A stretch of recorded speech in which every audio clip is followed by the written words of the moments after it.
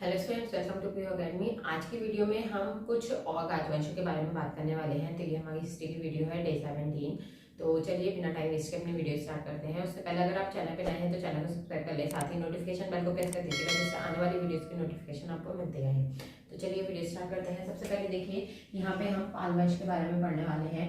अगर आप लोग लूसेंट की बुक से पढ़ रहे हैं, जैसे कि मैंने आपसे कहा था, तो आप लोग इसमें अंडरलाइन करते रहिएगा, ठीक है। बहुत ज़्यादा आपको डीप उसमें नहीं पढ़ना है, ठीक है। उसी से मैं करवा रही हूँ, तो आप लोग उसी में अंडरलाइन कीजिए और बाकी याद करते रहिए, ठीक है। तो यहाँ पे देखिए, सबसे पहले पाल वंश के बारे में हम पढ़ेंगे। तो पाल वंश के जो संस्थापक थे वो कौन थे?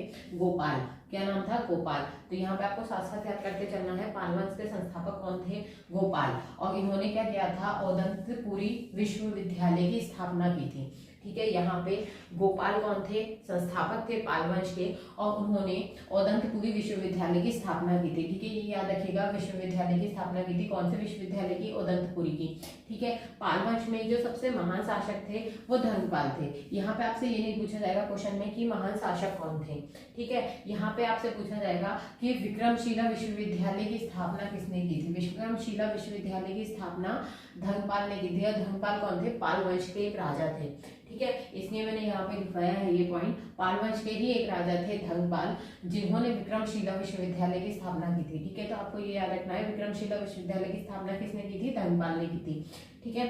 अब नेक्स्ट देखते हैं सैन वंश। सैन वंश में देखिए, सैन वंश की स्थापना किसने की थी? सैन वंश की स्थापना जो है वो सामंत सैन ने की थी। किसने की थी? सामंत सैन ने की थी। और जो सैन वंश था ये एक ऐसा राजवंश था जिसने अपने अभिलेख जो है वो सबसे पहले हिंदी में लिखवाए थे, ठीक है। क्या करवाए थे? हिंदी में लिखवाए थे। इससे पहले देखिए, हमने जो अशोक के अभिलेखों की बात की या और भी राजाओं के जो अभिलेखों की बात की, वो अलग अलग भाषा में लिखे हुए थे। कोई पाली में था, कोई संस्कृत में था, कोई प्राकृत में था।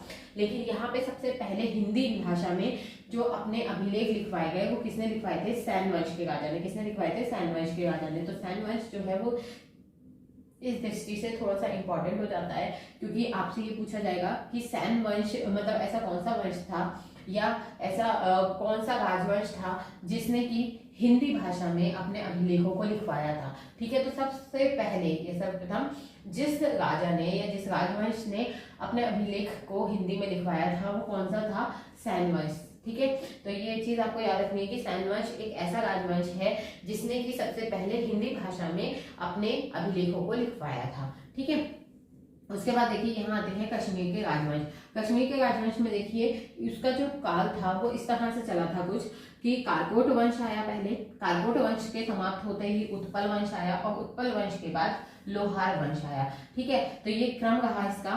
तो जो इसके संस्थापक थे वो कौन कौन थे? अगर हम संस्थापक देखें तो कारकोट वंश जब आया उसके जो संस्थापक थे वो थे दुर्लभवर्धन, ठीक है। यहाँ पे आपको कश्मीर के राजवंशों में से बहुत कुछ नहीं पढ़ना है, कुछ नहीं पूछा जाएगा, ठीक है। सिर्फ संस्थापक हम पढ़ लेंगे, कौन कौन से वंश हुए और उसके संस्थापक कौन थे। तो कारकोट वंश हुआ जिसके संस्थापक दुर्लभवर्धन थे। उसके बाद उत्पल वंश आया जिसके संस्थापक अवंती वर्मन थे।